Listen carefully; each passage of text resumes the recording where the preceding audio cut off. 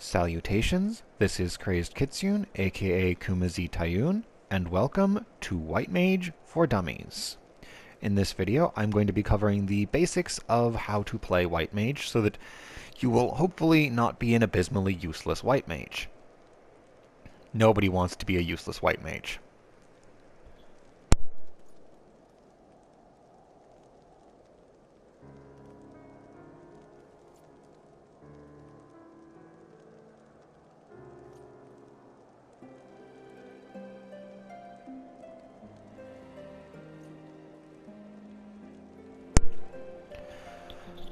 Apologies for the clicking. That's me muting my mic whenever my throat decides its hatred needs to be heard.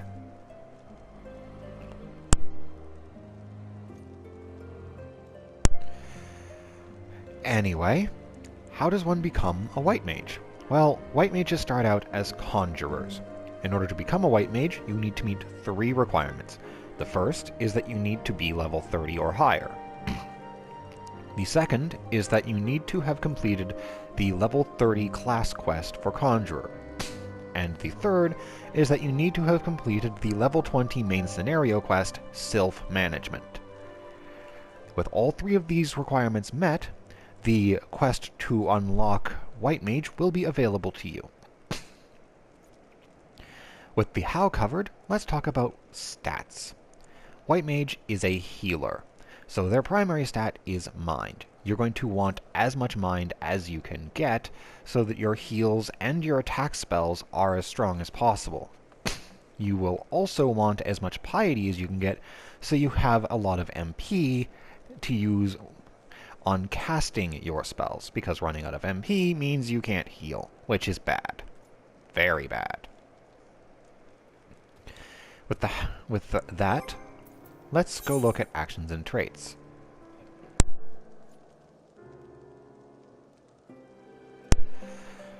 Since White Mage starts with a base class, it has class actions.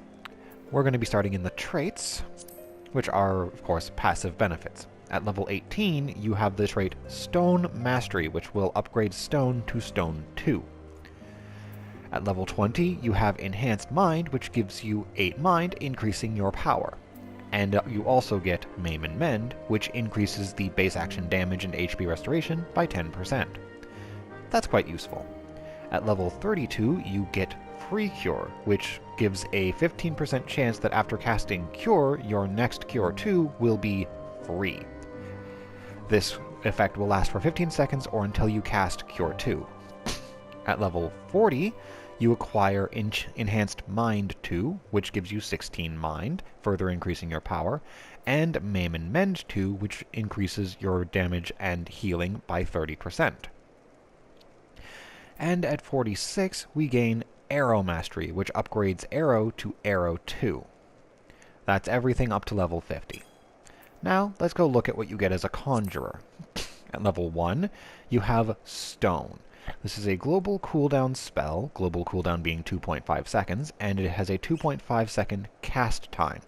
At level 60, it costs 353 MP, and it has a potency of 140. At level 2, you acquire Cure. This is a global cooldown healing spell, so it has a 30 yalm range, 5 yalms longer than your attack magic. It has a 2-second cast time, and at level 60 costs 442 MP. It has a cure potency of 450. And there's an additional effect there talking about your healing gauge. That's post 50. We'll cover that later. At level 4, you acquire Arrow. This is a global cooldown instant cast spell, which costs 353 MP. It delivers a potency 50 attack, and applies an 18-second damage over time with a potency of 30. At level 10, you gain Medica. This is a global cooldown healing spell with a 15 yalm radius around you, and it takes 2.5 seconds to cast. At level 60, it costs 1,237 MP, almost a very funny number if it was only 4 instead of 7. This is a potency 300 heal on you and all party members within 15 yalms of you. This is useful if everybody's taken damage. Otherwise, stick to Cure.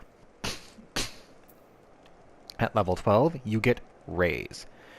This is a global cooldown spell with an 8-second cast time, which costs 2,652 MP. So it's expensive and it takes a while. What's it do? It revives a fallen player to a weakened state. You can use this on party members, random people you find who've got their butts kicked out in the field, basically anybody who's been KO'd. But the 8-second cast time makes it hard to use by itself in combat.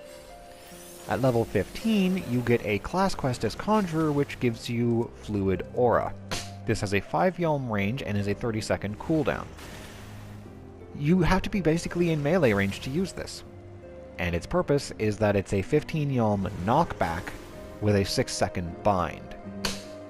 In party play, this isn't particularly useful, but if you're out on your own and something you don't want to fight is attacking you, you can shove it away, make it unable to move, and run away. At level 18, you gain Stone 2, along with the Stone Mastery trait, so that you just have Stone 2 as your attack spell now. It's a global cooldown spell with a 2.5 second cast time. It costs 442 MP at level 60 and is potency 200 instead of 140.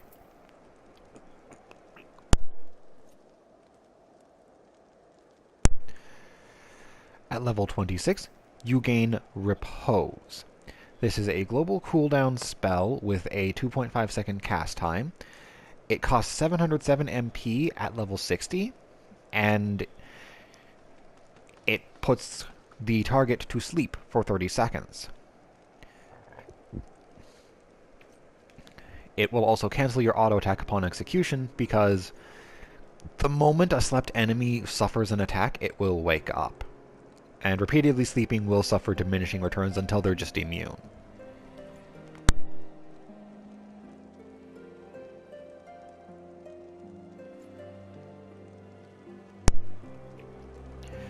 At level 30, your final class quest will grant you Cure 2, a global cooldown spell with a 2-second cast time. At level 60, it costs 884 MP. It costs twice as much as Cure, and it's a potency 700. So it's markedly more powerful than Cure, but does not replace Cure. The amount of MP you spend for the potency isn't worth it to use only this to heal. This is used for when you don't have the time to safely cast a couple of Cure spells to get somebody topped up, because 2 Cures will amount to more healing than 1 Cure 2. For the same MP. If you have the time to safely use Cure instead, use Cure. This is for bigger heals. At level 46, you get Arrow 2 and the Arrow Mastery trait. Arrow 2 is a global cooldown instant cast spell, which at level 60 costs 442 MP. It delivers a potency 50 attack to your target and applies a potency 50 damage over time that lasts 18 seconds. Same duration and impact potency as Arrow, but 20 more potency on the damage over time. Hence, it being an upgrade. And then finally, at level 50, you get Medica 2. This spell is a global cooldown spell with a 3-second cast time. At level 60, it costs 1,502 MP, and it has a 20 Yalm radius instead of the 15 Yalm radius of regular Medica. What makes this heal special is it's a potency 200, so it's even weaker than Medica, but it applies a potency 50 regen that lasts for 30 seconds.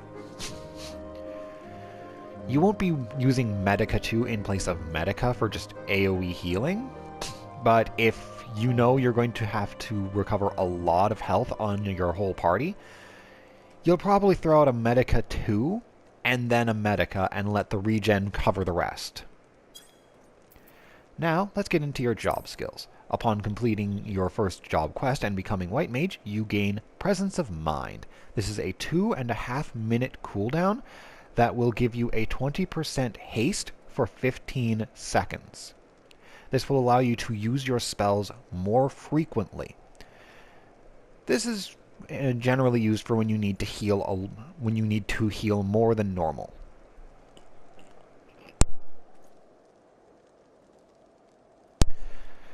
At level 35, you get Regen. This is a global cooldown instant cast spell.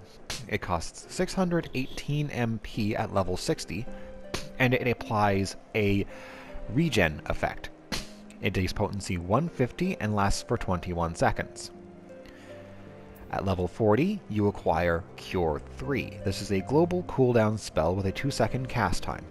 At level 60, it costs 1,679 MP, and it has a 6 Yalm radius.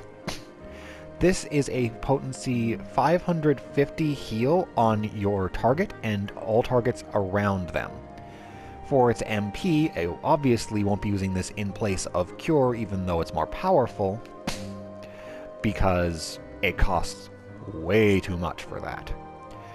This is generally used for if you have a handful of party members who are all clustered close together, who are all missing a decent chunk of health.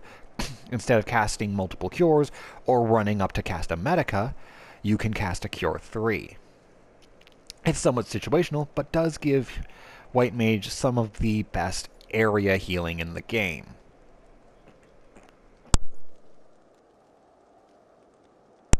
Heck, if your entire party is all clustered into one spot and they all need some fairly big healing, you could use Cure 3 because everybody's there. At level 45, you get Holy. This is a global cooldown spell with a 3-second cast time.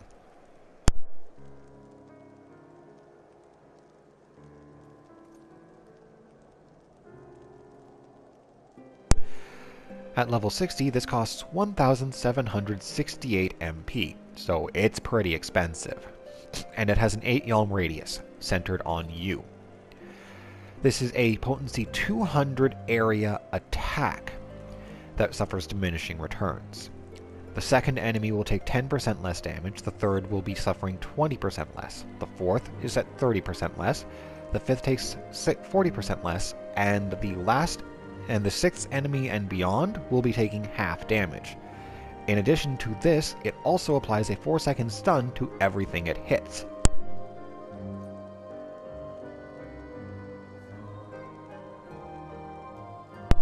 So not only do you have a decent, though expensive, means of doing area damage to a lot of enemies, you can also keep them from doing things for a little while. And lastly, at level 50, you acquire Benediction. This is a 3-minute cooldown, and it is the literal most powerful heal in the game, because it's a full heal. When this affects a party member, it will heal them for their maximum HP. Guaranteed. It's basically your emergency panic save the tank's butt button. And as such, you're gonna want that on your crossbars. But with the skills covered, let's move on to role actions, which you share with Astrologian and Scholar because you're a healer. Once you unlock a role action slot, it appears to be permanently available to you from then on, even if your level sinks to below the level you get it at.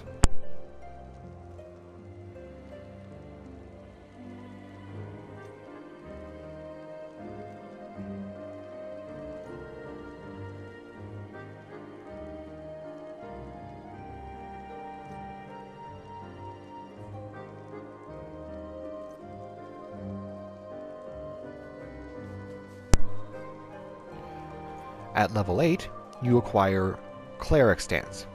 This is a 90-second cooldown that will make your attack spells 5% more potent for 15 seconds. At level 12, you have Break, which is a global cooldown spell with a 2.5-second cast time and no cost. It is potency 50 and applies a 20% heavy for 20 seconds. So it's not impressive, but I'm sure there are times where it could be useful.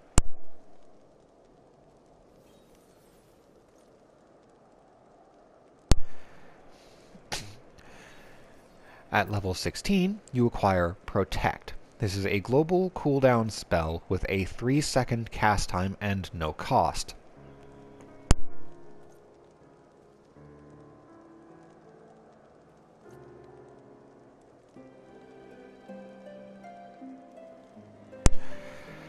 My throat is acting up a lot. This spell will apply a 30-minute barrier to all party members within a 15-yalm radius of your target or yourself if you're not targeting anyone. This barrier increases the physical and magic defense of all affected.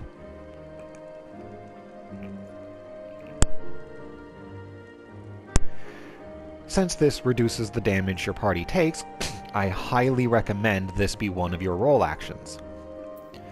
At level 20, you unlock Isuna, a global cooldown spell with a 1-second cast time.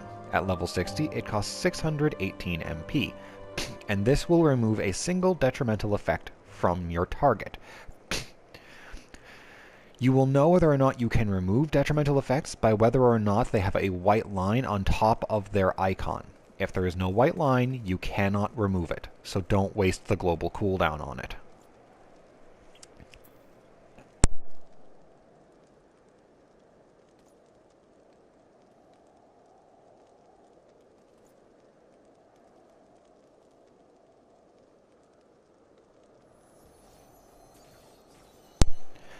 At level 24, you acquire Lucid Dreaming. This 2-minute cooldown will cut in half the enmity you currently have, as well as apply a 21-second refresh with potency 80. Refresh is an MP regen.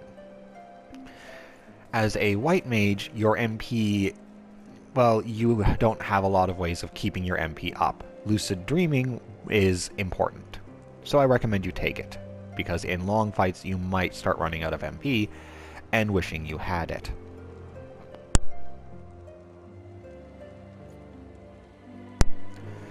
At level 32, you acquire Swift Cast. This 60-second cooldown will make the next spell you cast instant. The effect of it will last for 10 seconds or until you cast a spell. Now, you'll recall that Raise has an 8-second cast time, making it prohibitively slow in combat. Well, that's why you put Swift Cast in. It's pretty much essential if you want to get somebody back on their feet.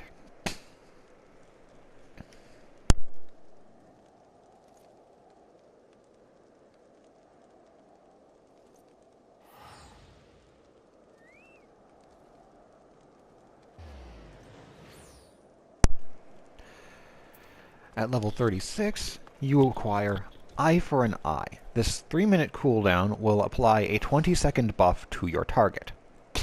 As long as this buff is active, there is a 20% chance that when they are struck by an enemy, the enemy will be debuffed, dealing 10% less damage for 10 seconds. And that's every time the enemy strikes them, there's a 20% chance of this happening. At level 40, you acquire Largesse, a 90-second cooldown that will increase the potency of your healing magic by 20% for 20 seconds.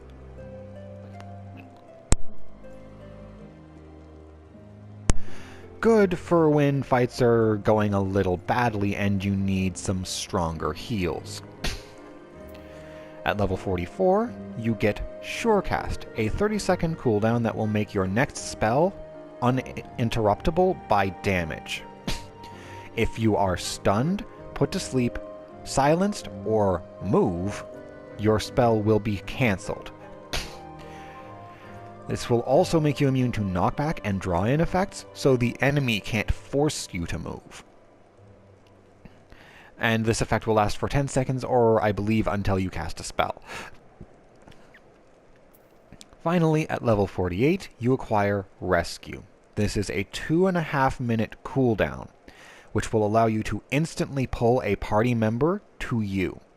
You can't use it outside of battle, and if the party member is suffering certain enfeeblements, I believe being bound in place, it won't work.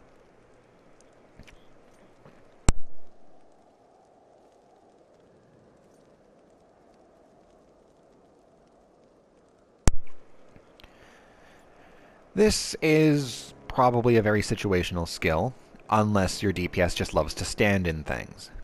Then it might be the only way to rescue them from themselves. But with the skills and abilities all covered, let's get to the demonstrations. Let's see, here's Lucid Dreaming, which I would use if I was starting to run low on MP. In fact, if I get to like half MP, I'd activate it. Now, let's cast Regen on myself. There, my health is recovering. Let's use Medica too, for some extra regen. There we go. Let's cast a regular Cure. Oh, that was a crit. Nice. Let's cast Cure 2. There we go. Now, let's pop Largest to make my heals stronger. Cure! Oh, and I get a free Cure, and it was a boosted critical Cure. And there. And let's cast Medica. There we go. And Cure 3. And let's Swift cast a Medica, just because we can. And Benediction! Yeah, as you can see, that healed me for literally my maximum health all at once. Let's use Protect.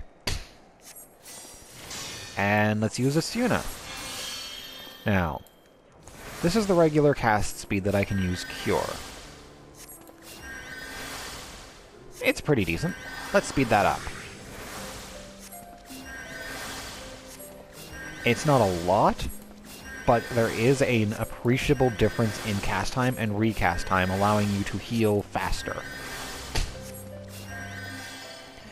And with that, that's all of my healing demonstrated, so let's go show off what I can. I can't demonstrate Stone 2 because I'm an even higher level and have an even more powerful version of that spell and the replacement trait for it. So I'll just save that for my level 60 video. But I can still show off Arrow 2, Repose, and as you can see, it stays asleep even though it's taking damage because it's not being directly attacked. Wake up. But directly attacking it did wake it up. And last but not least... Oh, actually, hold on. I wish to shove you. I know you won't move, but you'll at least suffer the bind effect. Wah! Oh, no. It does literally nothing if the object can't be moved. Okay. Well, final ability for level 50 White Mage. Holy. I smite thee with my holy wrath.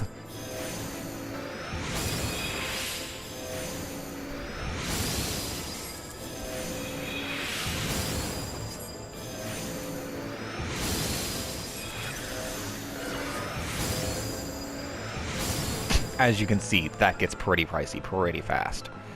So you won't be doing that constantly in area fights. You might throw out a holy or two, but you're probably going to be spending a lot of time keeping the tank alive while he's being punched by 18 billion things. But those are all of the abilities covered and demonstrated. Healers don't particularly have a rotation per se, they're largely just dealing with things as they come up. If you're doing damage, you are of course going to be maintaining your arrow while throwing your damage spell out. If it's an area fight, you're probably going to toss a holy or two. Which, by the way, is quite pretty. But with the demonstrations over with, I hope this video has been informative and helpful. If it hasn't, well, yeah. Until my next video, goodbye.